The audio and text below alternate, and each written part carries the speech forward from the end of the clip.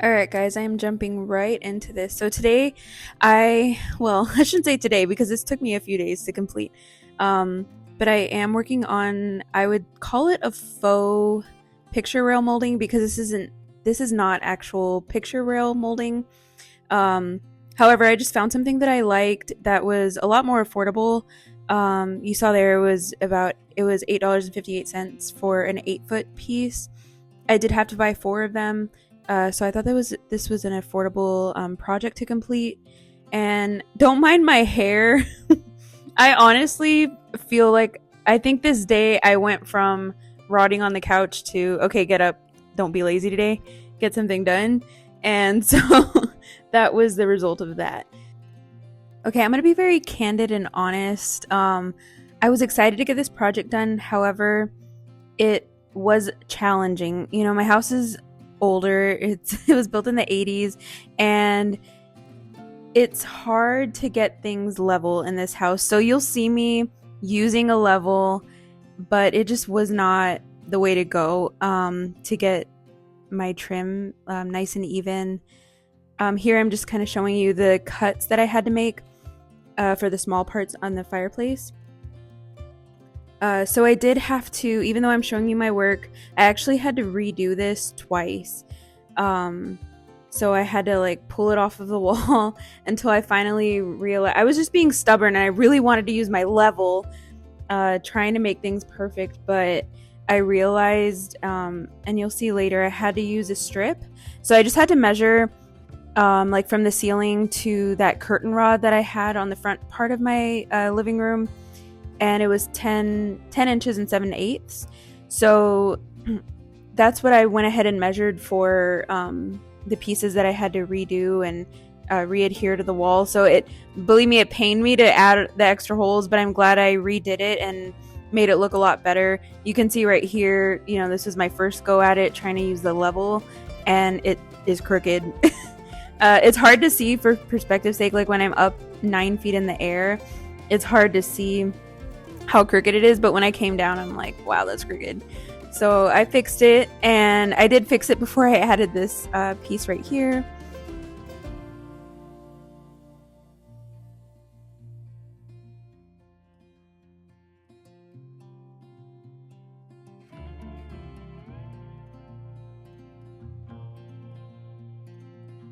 So once I was done with the trim, I was moving on to the spackling part. So I went ahead and, you know, spackled all of the nail holes, spackled the seams where I had to add some pieces of trim.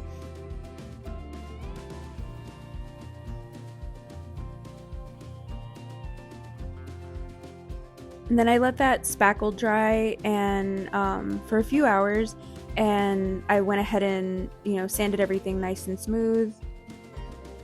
This is the exciting part because now I get to paint.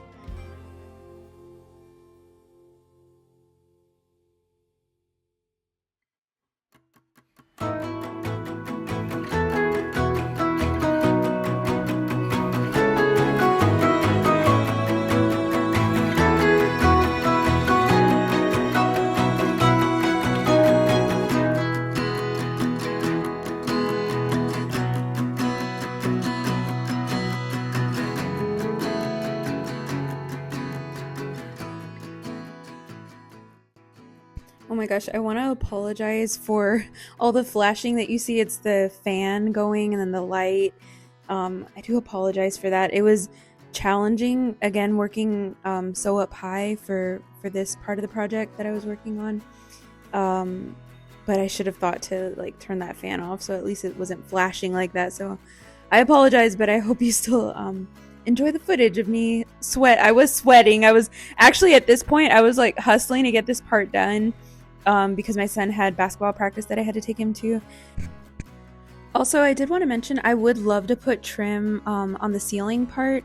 However, when I scraped the ceiling downstairs, it was the most challenging space to scrape that acoustic because it didn't come off evenly, and you'll kind of see some spots where it just looks flat, and then some spots where it has like that knockdown texture.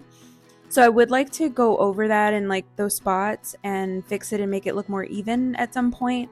However, I think that and the trim up top is going to have to come when I work on the floors in the living room. So when I do the floors and redo the baseboards downstairs, I will also add trim to the top. But I just wanted to get these projects done. Now this, I've been wanting to get to this for so long, just hiding the game consoles, hiding the wires. So I needed to make sure that my plug had at least 2 outlets for me to plug the TV and then the soundbar to at the top. And you'll see me hiding the wires right now. I will get to that in a little bit, but I bought these cord covers and they actually, I don't know why I didn't think they were not going to be bulky, but they were just a little bulkier than what I thought. But they worked great. I can tell you whatever adhesive they have there is wonderful. I had to pull them off the wall twice and it never pulled off the paint, and then they adhered very well like each time I put them back on the wall. So I don't know if it's some kind of like 3M or something, but it's great. Now these corners, they do sell cord covers where you can, like this, where you can, wrap them around, but they kind of look bulky on the corners. So I just decided to, cut some 45-degree angles and with my saw, and just use my saw to get that wraparound effect without it adding just additional bulk, because this was already bulky. And you'll see me just kind of contemplating, should I put this on the wall or should I put this on the fireplace? And I decided to just go with the fireplace. This is my first go at it. I completely forgot that I had to fit 3 HDMI cords in there, and that's why I bought these big cord covers to begin with. So there I am, adding the HDMI cords. So that's the first time I had to redo that. Here I have some cord bundlers, and so that's what I use to just hold the cords in place on the back of the TV. I found this little cabinet, so I'm on to my next project. I found this little cabinet on OfferUp, and it was only $20. I just thought it was so charming. I love the little details on it. Like, it's not too much, but I love the scallop at the bottom, the little piece in the back, and even the little clasp to like hold the door shut. I love that. And right here I'm using just a ruler as my template. I want to make some holes in the back of it because since I am going to have game consoles in here, they are going to need ventilation. Now, I understand before anybody like yells at me, game consoles are actually never supposed to be in a cabinet. So just do as I say and not as I do, okay? But they're never supposed to be in a cabinet. They need that ventilation. They can get overheated, and obviously I wouldn't want them to get messed up. But this is what I'm choosing to do to conceal them. And I've already had a talk with my son and let him know that he needs to keep that front door open to this cabinet when he's playing on his consoles. So I hope he listens. Obviously I'm downstairs a lot also, so I can keep an eye on him and make sure that he is doing that. I want to say that this project, I was so excited to bust out my jigsaw. It's been a while since I've done like renovations or done any kind of project like this for my home. So it just felt really good. I don't know, I had this like sense of energy after that. After using I love the jigsaw, I really do. And so here I am, I'm just cleaning it up inside from all the sawdust. I am lightly sanding this piece because although they put on the description on OfferUp that it was solid wood, I can tell that there's veneer, and so I didn't want to go too heavy with the sanding, so I'm just using my sanding block, my handheld one. And believe me, I wanted to use my orbital sander, but I opted not to do that because I didn't want to rip through the veneer. So I just lightly sanded it, and it did pretty well overall. And if you've seen my previous video on my hutch, I really don't like heavy grain on furniture, but this one actually does have some heavy grain. But I am super happy with how it turns out, and I am going in with a pre-stain here before I apply this stain.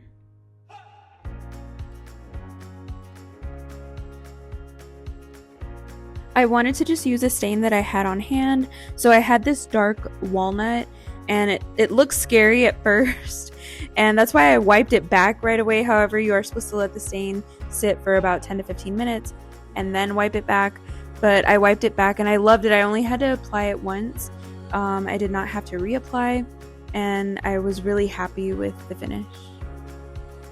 One thing I wanted to mention is I wanted to talk about OfferUp for a second. Now, I love thrift shopping. Don't get me wrong. I love it. However, there's something about OfferUp. I feel like you can get better deals. For example, there's a dresser that I have in my girls' room, and I bought it at a boutique type thrift shop place, and it's beautiful and I love it, but it needed some work, right? But I did spend $300 on it. And when I was looking on OfferUp the other day, I found the exact same dresser, vintage dresser, for $75. So that's my little rant about OfferUp, but I do love it. Okay, so now what's going to happen here is that I am going to have to rip the cord covers off of the wall for the second time.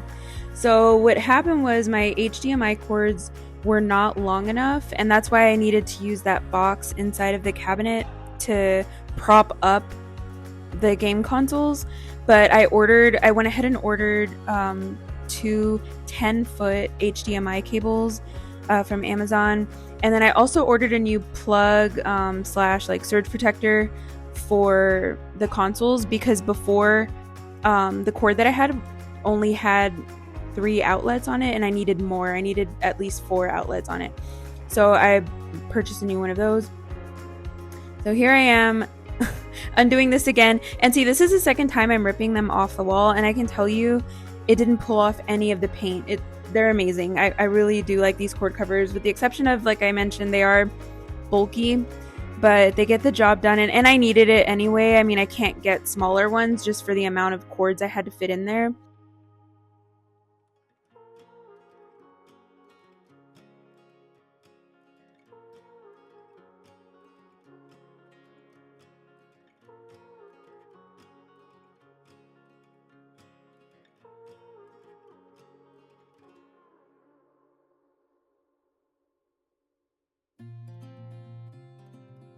Okay, so while I'm applying these cord covers to the wall for the third time, I wanted to mention that the mantle, it looks, a little janky right now. I originally put it up real quick, like in a hurry, just to get my sound bar up, to have something for it to sit on. However, I actually do have the pieces for this already. I have the corbels, I have the wood to finish off this mantelpiece that I started. So that will be a hopefully soon upcoming video that I will work on, and I will complete that. So here's the surge protector that I bought. What I like about it too is that it's flat, so if I ever wanted to like staple it to the baseboards or something, again, I am going to be redoing the baseboards at some point, but if I ever wanted to like staple them and just make that look seamless with the cord as well, I can do that in the future. And I'm so happy at this point that I bought the longer HDMI cords. Now I'm able to fit everything in there and not use that silly box. I did steal the stand from my kitchen, but it works perfect for this. Again, my son knows to keep that door open when he's playing his games. But this is how it's looking, and I'm really happy with it. It's already looking cleaner than when I started. These cord covers did say that they were paintable. Even if they didn't say they were paintable, I would have painted them. But just an added touch to disguise them even more. They are still bulky, but it looks a lot better than it did before.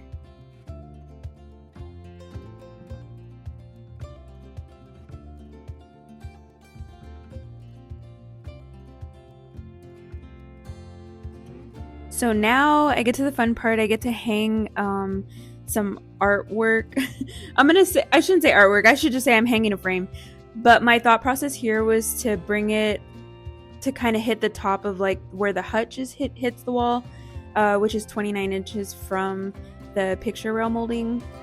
I have this picture frame. You saw the tag there. It was $10.49 at Goodwill. I bought it a while ago, and I bought some hardware, and I bought this plumber's chain. I don't know. Some people said that they used it in the review. I was reading the reviews, and some people said they actually used this to hang their picture frames. So I went ahead and took a chance. I bought it. I really like the look of the chain. It's really pretty. The only thing is there's no way you're going to see I try to use the pliers to like bend the brass back and forth, hoping it would snap at some point, because there's no way to undo the links. So I probably shouldn't have done it, but I used my saw because I got a little frustrated. So I just used my saw and I cut it with my saw and it worked. And here I am. I'm just going to use their existing screws that are in the picture frame, put it through one of the links, and then screw it to the back of the picture frame. Now the artwork, I don't like it. It isn't. I think it's sweet, right? But it's not something I would pick to put on my wall. So I'm just gonna have to be on the lookout for artwork for this piece. I just wanted to hang something so that you could see what it looks like, and I wanted to see what it looks like, you know, up on the wall and on the picture rail molding. Now, I understand the whole point of the picture rail molding is to not add nails in your wall. So this is obviously not perfect by any means, but I went ahead and I had to do what I had to do because it wasn't actual picture rail molding. But it's giving me the effect that I'm going for, so I'm very happy with it. I don't want to clutter this wall up too much, even though it does look empty, but this is kind of the direction, I'm kind of showing the direction I'm going in. I might want to add 2 or 3 more frames to it. I do have a collection, you saw there, of some frames, so I'm thinking, you know, of adding a couple more. But let me know what you think. Let me know if you have any suggestions for that wall, because it'll just be an ongoing project. And again, upcoming, hopefully finish that mantle soon. And here we go. Just a reminder of what this area looked like before, what it's looking like now. I'm so happy with it. I hope you enjoyed.